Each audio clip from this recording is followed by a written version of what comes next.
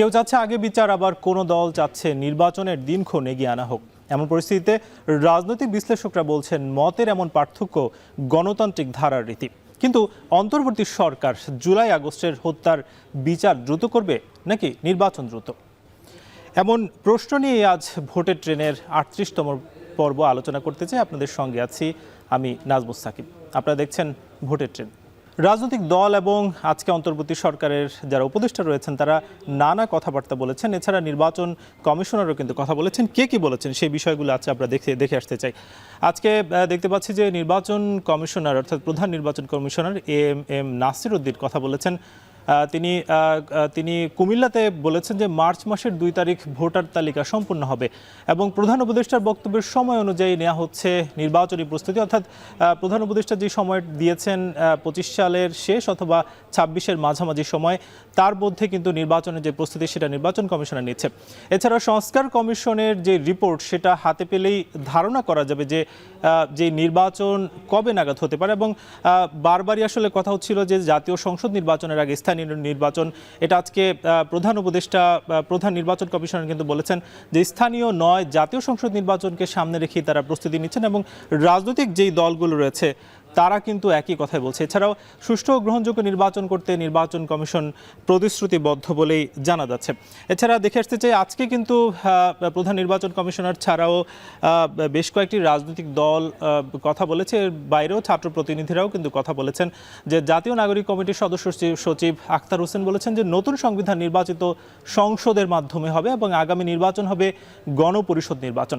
এবং বৈষম্য বিরোধী ছাত্র আন্দোলনের মুখপাত্র উমামা ফাতেমা বলেছেন যে আওয়ামী লীগের বিচারের আগে কোনো নির্বাচন হবে না। আজকে বৈষম্য বিরোধী ছাত্র আন্দোলনের আরেকজন কথা বলেছেন আহ্বায়ক হাসনাত আবদুল্লাহ। তিনি বলেছেন যে নির্বাচন কমিশন সহ বিভিন্ন স্থানে সংস্কার খুবই জরুরি, সংস্কার ছাড়া কোনো নির্বাচন ফলপ্রসূ হবে না। অর্থাৎ বৈষম্য বিরোধীর যে মুখপাত্র এবং আহ্বায়ক দুজন কিন্তু একই কথাই বলেছেন। এবং ধর্ম উপদেষ্টা বলেছেন ডক্টর আফম খালিদ হোসেন যে জনগণকে ভোটাধিকার থেকে বঞ্চিত করা হয়েছিল, সেই সুযোগ আর কাউকে দেওয়া হবে না।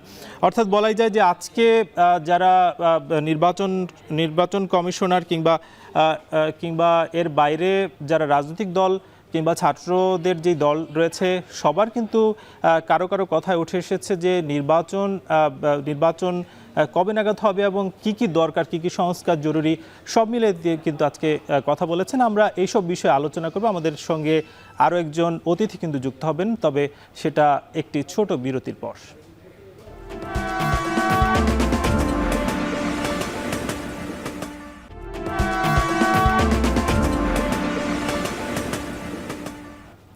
আজকে আমরা ভোটের ট্রেনের এই পর্বে আলোচনা করছি যে বিচার নাকি নির্বাচন, কোনটা দ্রুত।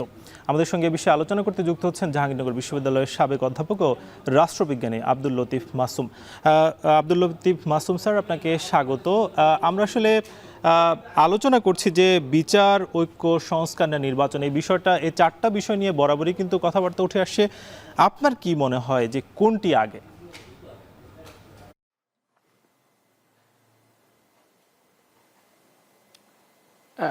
রাষ্ট্রবিজ্ঞানে একটা কথা আছে এরকম যে এ politician things for the next election but A Statesman things for the generation. এই বাক্য দ্বারাই আপনারা বর্তমান অবস্থাকে নির্ণয় করতে পারবেন। রাজনৈতিক দলগুলো সঙ্গতভাবেই ক্ষমতার কাছাকাছি যেতে চায় এবং তাদের এজেন্ডা ওটাই। কিন্তু যারা রক্ত দিয়েছে, যারা সংস্কার আন্দোলনের জন্য এই বাক পরিবর্তন করেছে, তাদের কাছে সংস্কার, বিচার এবং অন্যান্য বিষয়গুলো অত্যন্ত গুরুত্বপূর্ণ। সেজন্য আপনারা দেখতে পাচ্ছেন যে সরকার যে কথাগুলো বলছেন সেই কথাগুলোর সাথে খুব হুবহু যে আমাদের বৈষম্যবিরোধী ছাত্র আন্দোলনের মিল হয়ে যাচ্ছে এরকম নাও, তাদের আর্টসটা প্রকাশিত হচ্ছে এবং আমি বলবো যে খুব সঙ্গতভাবে এবং সমন্বয়ের মাধ্যমে সরকার সেগুলোকে আত্মস্থ করার চেষ্টা করছেন। মাসুম, আপনার কাছে আরেকটু জানতে চাই যে স্যার একটু বলবেন যে সবকিছু অর্থাৎ বিচার, ঐক্য, সংস্কার এই সব বিষয়গুলো অর্থাৎ নির্বাচন প্রক্রিয়ার দিকে যাওয়ার জন্য যে বিষয়গুলো রয়েছে একসঙ্গে চলা উচিত বলে অনেকে মনে না। আপনি কি মনে করছেন আসলে?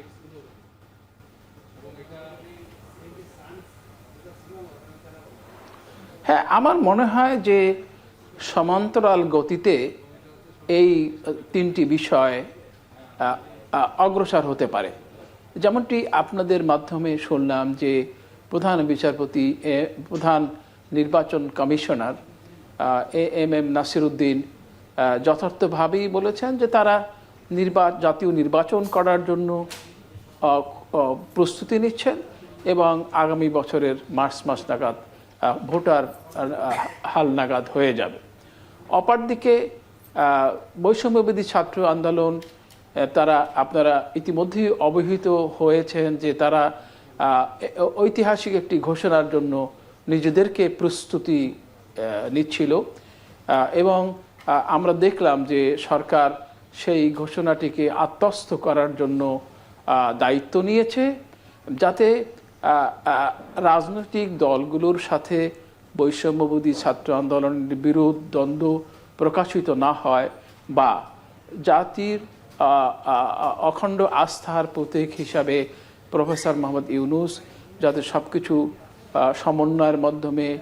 সমন্বয়ের মাধ্যমে মিলিয়ে করতে পারেন সেজন্য চেষ্টা করছেন। আর জাতীয় ঐক্য হতেই হবে তার কারণ যে কয়েকটি এজেন্ডা আমাদের সামনে রয়েছে তা তো সংস্কার এবং যারা নির্মম গণহত্যা করেছে তাদের বিচার, এই নির্বাচন তিনটি বিষয়ই অতি অবশ্যই ন্যাশনাল কনসেনসাস এর মাধ্যমে নির্ণীত হতে হবে এবং তা যদি সম্ভব না হয় তাহলে পরে নানা ধরনের দ্বন্দ্ব, বিদ্বেষ, বিশৃঙ্খলা আমাদের সমাজে দেখা দেবে।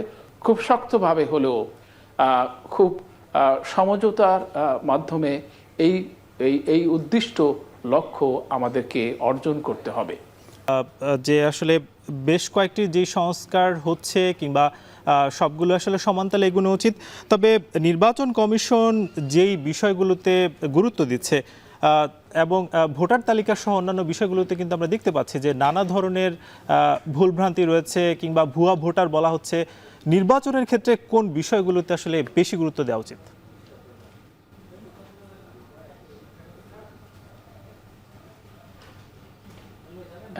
আপনারা জানেন যে অতীতের অভিজ্ঞতা আমাদের সুখকর নয়, সেজন্য সর্বপ্রথম এবং প্রধান উদ্দিষ্ট হচ্ছে নির্বাচনকে নিরপেক্ষ, সুষ্ঠু ও স্বচ্ছ করা। এই লক্ষ্য অর্জনের জন্য ভোটাধিকার প্রয়োগের বিষয়টি অত্যন্ত গুরুত্বপূর্ণ। সেই জন্য ভোটার তালিকা নির্ভুল এবং অবশ্যই সব জনসাধারণের সমন্বিতকরণ এবং একটি দ্রুততম সময়ে এটি করা খুবই গুরুত্বপূর্ণ, যেটি ইতিপূর্বে নির্বাচন কমিশনার অবশ্য সেভাবে তার প্রতিশ্রুতি ব্যক্ত করেছেন। আব্দুল লতিফ মাসুম, আপনি আমাদের সঙ্গে যুক্ত থাকবেন, তবে তার আগে নিচ্ছি ছোট্ট একটা বিরতি, ফিরছি কিছুক্ষণ পর।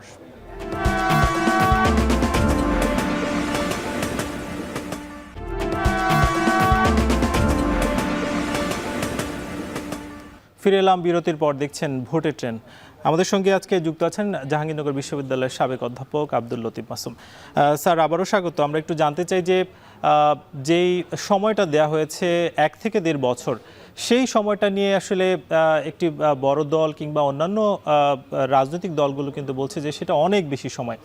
আপনার কাছে কি মনে হয় যে সেটা কি খুব বেশি সময়?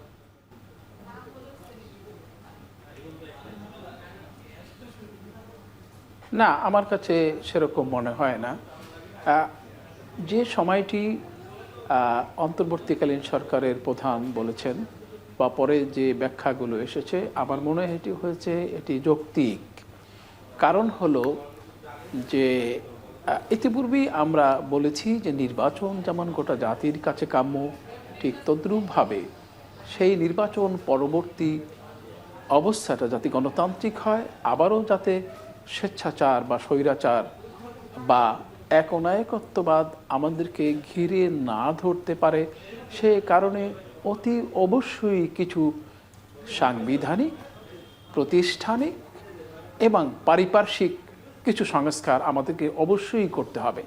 এটা আমার কাছে একটা আনন্দের কথা, এটা ইতিবাচক কথা যে ইতিমধ্যেই গোটা জাতির মধ্যে কোনো কোনো বিষয়, মৌলিক বিষয় আমি বলবো, জাতীয় ঐক্যমত অলরেডি প্রতিষ্ঠিত হয়েছে। যেমন ধরুন সংবিধান সংস্কারের বিষয়, সংস্কারের সংবিধানের ভারসাম্য বিধান, সেপারেশন অফ জুডিশিয়ারি, এবং প্রধানমন্ত্রীর প্রধানমন্ত্রী 2 মেয়াদের বেশি কাল ক্ষমতায় না থাকা, উচ্চ পরিষদ, এই সব বিষয়ে ঐক্যমত অলরেডি প্রতিষ্ঠিত হয়েছে, যেটি একটি কমিশনের মাধ্যমে সমন্বয় করার চেষ্টা করা হচ্ছে। আমরা আশা করতে পারি যে একটি যৌক্তিক সময় দিলে, আবার এমন বেশি সময় অন্তর্বর্তীকালীন সরকারের নেওয়া উচিত হবে না যেখানে মানুষের ধৈর্যচ্যুতি করবে স্বাভাবিকভাবেই। তবে স্যার, আপনি সংস্কারের কথা বলছিলেন যে আমরা বেশ কয়েকজন উপদেষ্টা কিন্তু বলেছেন যে সংস্কার আমরা আসলে যেগুলো করে যাব সেগুলো রাজনৈতিক দলগুলো রাখবে কিনা সেই সংখ্যা কিন্তু প্রকাশ করেছেন। তো এই সংস্কার যেগুলো হবে সেগুলো কি পরবর্তীতে থাকার সম্ভাবনা আছে কিনা?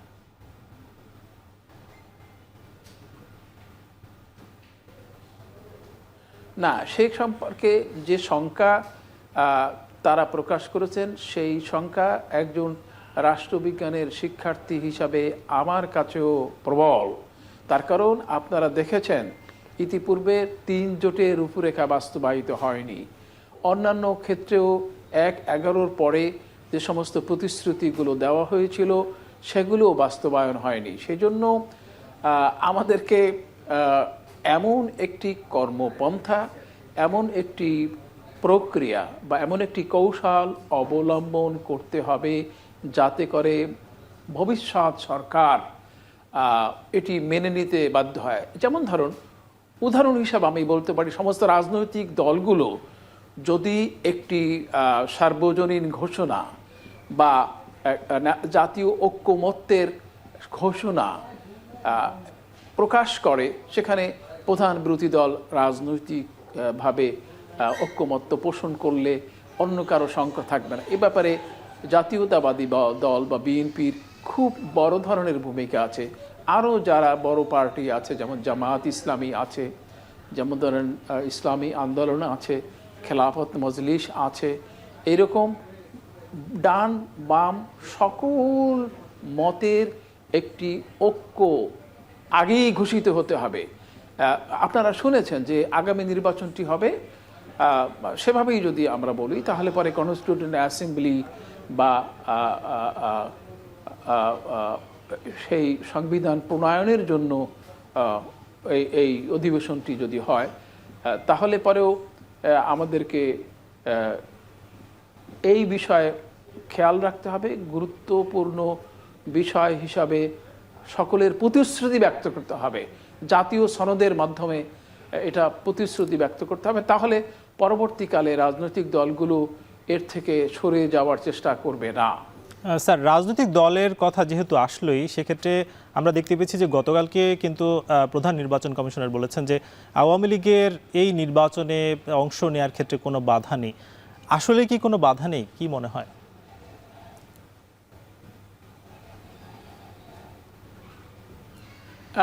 বাধাটা আমরা যখন কথা বলি তখন একজন আইনবেত্তা যে ভাষায় কথা বলবেন সেই ভাষায় তো একজন রাজনৈতিক নেতা কথা বলবেন না।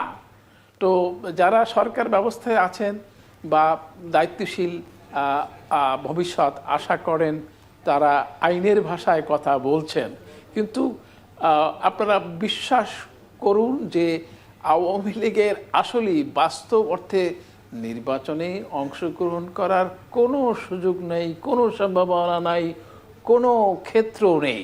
গায়ের জোরে যদি তারা অংশগ্রহণ করতে চায় তাহলে করতেই পারে।